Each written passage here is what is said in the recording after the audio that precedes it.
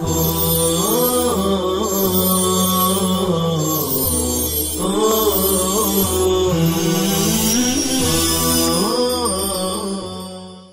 رب العالمین والصلاة والسلام علی سید الانبیاء والمرسلین محمد وآلہ وصحبہ اجمعین۔ عزیزان من، پھر ہم ترجمہ قرآن کی مبادیات کے سلسلے کو مزید آگے بڑھا رہے ہیں اور عنوان قائم کر رہے ہیں مکی و مدنی آیتوں کی خصوصیات۔ علماء تفسیر نے مکی اور مدنی صورتوں کا استقراء کر کے، یعنی تتبع اور تلاش و جستجو کر کے، ان کی بعض ایسی خصوصیات بیان فرمائی ہیں جن سے یہ معلوم ہو جاتا ہے کہ یہ صورت مکی ہے یا مدنی۔ اس سلسلے میں بعض قواعد کلی ہیں اور بعض اکثری۔ قواعد کلیہ یہ ہیں: ہر وہ صورت جس میں لفظ کلا ہرگز نہیں آیا ہے، یعنی لفظ کلا آیا ہے، وہ مکی ہے۔ یہ قواعد کلیہ میں سے ہے، یعنی جس صورت میں بھی کلا آئے گا وہ مکی صورت ہوگی۔ یہ لفظ 15 صورتوں میں 33 مرتبہ استعمال ہوا ہے اور یہ ساری آیتیں قرآن کریم کے آخری نصف حصے میں ہیں۔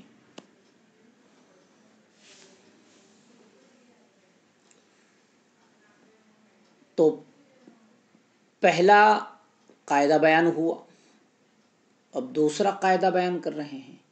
ہر وہ صورت جس میں کوئی سجدے کی آیت آئی ہے مکی ہے، لیکن یاد رہے یہ اصول حنفیہ رحمہم اللہ کے مسلک پر ہے، کیونکہ ان کے نزدیک سورہ حج میں سجدہ نہیں ہے۔ شوافی کے نزدیک رحمہم اللہ سورہ حج میں سجدہ ہے اور وہ مدنی ہے، لہذا وہ اس قاعدے سے مستثنیٰ ہوگی۔ تیسرا قاعدہ: سورہ بقرہ کے سوا ہر وہ صورت جس میں حضرت آدم علیہ السلام اور ابلیس کا واقعہ آیا ہے وہ مکی ہے۔ چوتھا قاعدہ: ہر وہ صورت جس میں جہاد کی اجازت یا اس کے احکام مذکور ہیں مدنی ہے۔ پانچواں قاعدہ: ہر وہ صورت جس میں منافقین کا ذکر ہے مدنی ہے، لیکن بعض علماء نے اس قاعدے سے سورہ عنکبوت کو مستثنیٰ کیا ہے، لیکن تحقیق یہ ہے کہ سورہ عنکبوت بحیثیت مجموعی تو مکی ہے، مگر جن آیات میں منافقین کا ذکر ہے وہ مدنی ہیں۔ بہرحال یہ بعض قواعد کلی تھے جو بیان کر دیے گئے، اب اکثری قواعد بیان کیے جا رہے ہیں اور صورتوں کے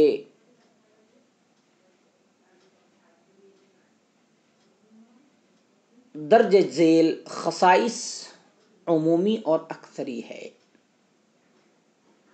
یعنی کبھی کبھی ان کے خلاف بھی ہو جاتا ہے لیکن اکثر و بیشتر ایسا ہی ہوتا ہے۔ تو قواعد اکثری میں سے پہلا قاعدہ: مکی صورتوں میں عموماً یا ایھا الناس، یعنی اس کا ترجمہ ہے اے لوگو، یا ایھا الناس کے الفاظ سے خطاب کیا گیا، اور مدنی صورتوں میں یا ایھا الذین آمنو کے الفاظ سے خطاب کیا گیا ہے۔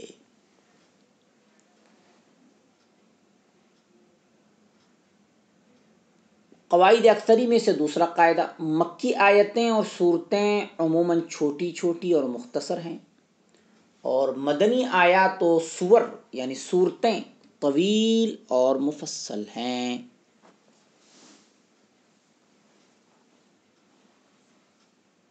قواعد اکثری میں سے تیسرا قاعدہ، مکی صورتیں زیادہ تر توحید، رسالت اور آخرت کے اثبات، حشر و نشر کی منظر کشی، آن حضرت صلی اللہ علیہ وسلم کو صبر و تسلی کی تلقین اور پچھلی امتوں کے واقعات پر مشتمل ہیں، اور ان میں احکام و قوانین کم بیان ہوئے ہیں۔ اس کے برعکس مدنی صورتوں میں خاندانی اور تمدنی قوانین، جہاد و قتال کے احکام اور حدود و فرائض بیان کیے گئے ہیں۔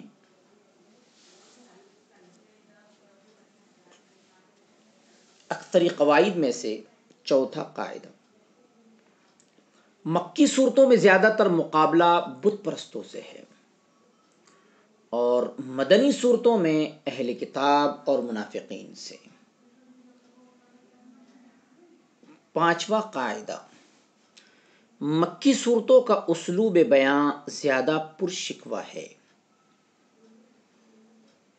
اس میں استعارات، تشبیہات اور تمثیلیں زیادہ ہیں، اور ذخیرہ الفاظ بہت وسیع ہے۔ اس کے برخلاف مدنی صورتوں کا انداز نسبتاً سادہ ہے۔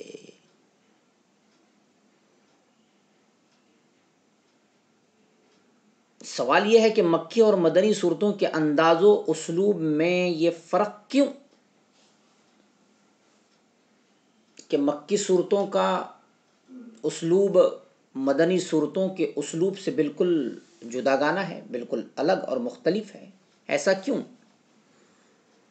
یہ فرق دراصل حالات، ماحول اور مخاطبوں کے اختلاف کی وجہ سے پیدا ہوا ہے۔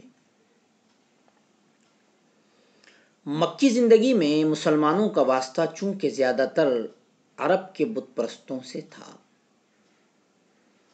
اور کوئی اسلامی ریاست وجود میں نہیں آئی تھی، اس لیے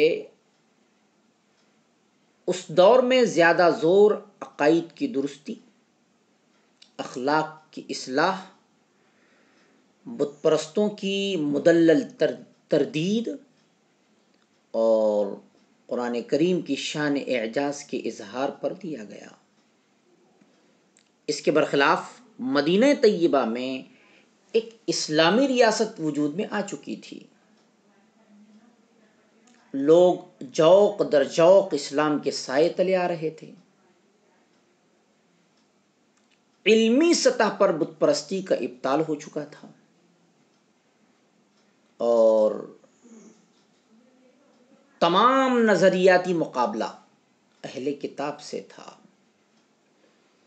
اس لیے یہاں احکام و قوانین اور حدود و فرائض کی تعلیم اور اہل کتاب کی تردید پر زیادہ توجہ دی گئی، اور اسی کے مناسب اسلوب بیاں اختیار کیا گیا۔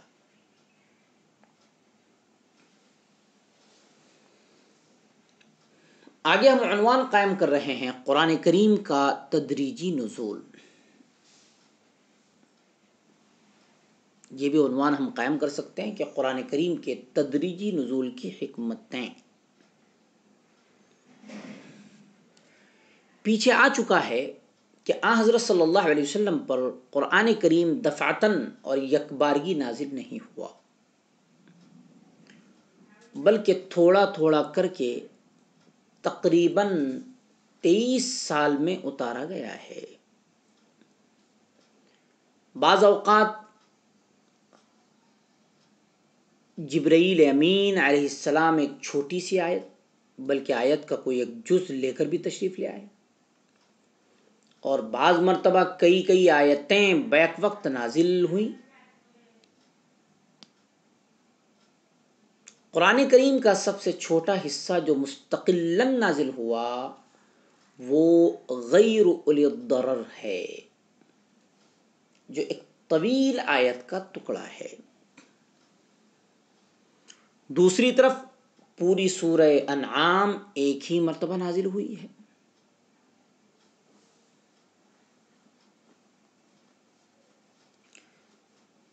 بعض حضرات کو ابن عساکر رحمہ اللہ کی ایک روایت سے یہ شبہ ہو گیا ہے کہ جبرائیل امین علیہ السلام ایک مرتبہ میں 5 سے زائد آیتیں نہیں لائے،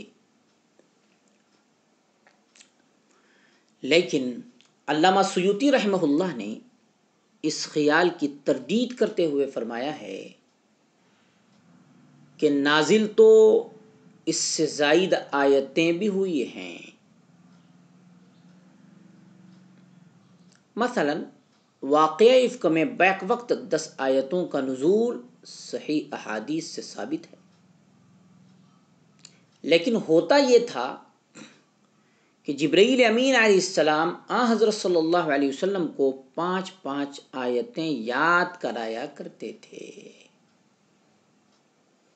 جب 5 آیتیں یاد ہو جاتی تو مزید آیتیں سنا کر یاد کرا دیتے تھے۔ بہرحال قرآن کریم کو یکبارگی دفعتاً نازل کرنے کے بجائے تھوڑا تھوڑا کر کے کیوں نازل کیا گیا؟ اصل یہی سوال قائم کرنا تھا، اور ہمارا عنوان بھی یہی تھا کہ قرآن کریم کی بتدریج نازل ہونے کی کیا حکمتیں ہیں۔ تو ہم سوال قائم کر رہے ہیں کہ قرآن کریم کو یکبارگی نازل کرنے کے بجائے تھوڑا تھوڑا کر کے کیوں نازل کیا گیا؟ ویسے تو یہ سوال خود مشرکین عرب نے آپ صلی اللہ علیہ وسلم سے کیا تھا۔ کیوں کیا تھا؟ وجہ یہ تھی کیونکہ وہ ایک قصیدہ پورا کا پورا ایک وقت میں سننے کے عادی تھے، اور یہ تدریجی نزول ان کے لیے ایک اچنبے کی بات تھی، ایک تعجب خیز بات تھی۔ اس کے علاوہ قرآن سے پہلے تورات، زبور اور انجیل تینوں ایک ہی مرتبہ نازل ہو گئی تھیں، ان میں یہ تدریج کا طریقہ نہیں تھا۔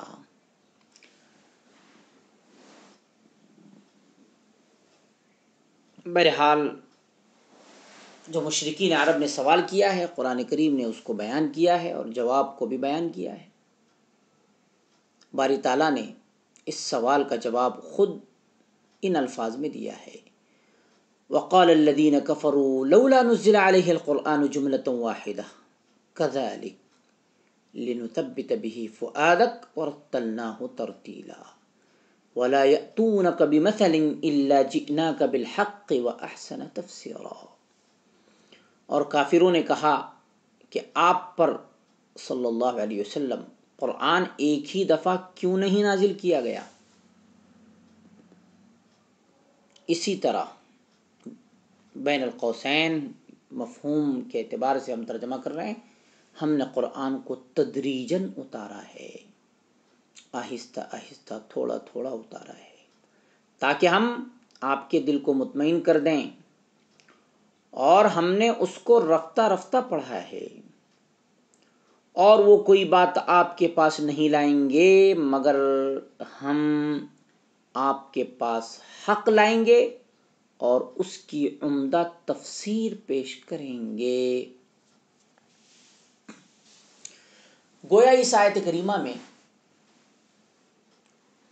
تدریجی نزول کی حکمتوں کی طرف اشارہ ہے۔ چنانچہ امام رازی رحمہ اللہ نے اس آیت کی تفسیر میں قرآن کریم کے تدریجی نزول کی جو حکمتیں بیان فرمائی ہیں، یہاں ان کا خلاصہ سمجھ لینا کافی ہے۔ وہ فرماتے ہیں کہ اس تدریجی نزول میں کئی حکمتیں تھیں۔ نمبر 1، حضرت صلی اللہ علیہ وسلم امی تھے، لکھتے پڑھتے نہیں تھے، اس لیے اگر سارا قرآن ایک مرتبہ نازل ہو گیا ہوتا تو اس کا یاد رکھنا، ضبط کرنا دشوار ہوتا۔ اس کے برخلاف حضرت موسیٰ علیہ السلام لکھنا پڑھنا جانتے تھے، اس لیے ان پر تورات ایک ہی مرتبہ نازل کر دی گئی۔ دوسری حکمت، اگر پورا قرآن ایک دفعہ نازل ہو جاتا تو تمام احکام کی پابندی فوراً شروع ہو جاتی، اور یہ اس حکیمانہ تدریج کے خلاف ہوتا جو شریعت میں ملحوظ رہی ہے۔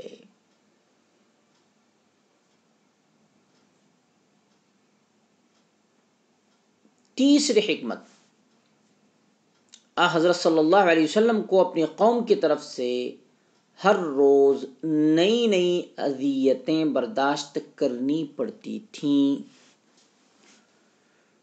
تو حضرت جبرائیل علیہ السلام کا بار بار قرآن کریم لے کر آنا ان اذیتوں کے مقابلے کو سہل آسان بنا دیتا تھا، اور آپ صلی اللہ علیہ وسلم کی تقویت قلب کا سبب بنتا تھا۔ چوتھی حکمت، قرآن کریم کا ایک بڑا حصہ لوگوں کے سوالات کے جوابات اور مختلف واقعات سے متعلق ہے، اس لیے ان آیات کا نزول اسی وقت مناسب تھا جس وقت وہ سوالات کیے گئے یا وہ واقعات پیش آئے۔ اس سے مسلمانوں کی بصیرت بھی بڑھتی تھی، اور قرآن کے غیبی خبریں بیان کرنے سے اس کی حقانیت اور زیادہ واضح ہو جاتی تھی۔ الحمدللہ تقریباً ترجمہ قرآن کی مبادیات ختم ہو گئی۔ تم بعونہ سبحانہ وتعالی، صلی اللہ تعالی علی خیر خلقہ محمد وآلہ وصحبہ اجمعین برحمتک یا ارحم الراحمین۔